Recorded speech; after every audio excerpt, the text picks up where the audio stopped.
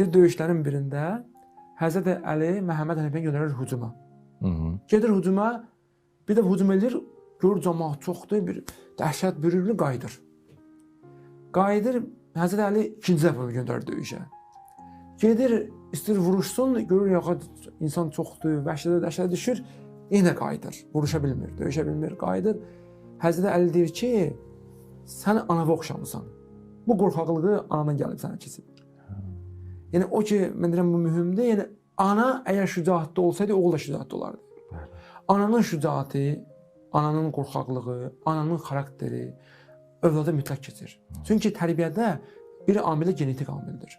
Çünki peyğəmbərdən hədis var ki, həyat yoldaşı seçimində peyğəmbər deyir, diqqətli olun. Çünki insanın xarakteri, xasiyyəti keçicidir. Bu məzmunda peyğəmbərin bir hədisi var. Yəni irsdən, genetikadan gələn xarakterlər var. Bu baxımdan insan həyat yoldaşı seçərkən bu məsələyə diqqət edin. Nəyimə lazım, kimdir, nəçidir, yox.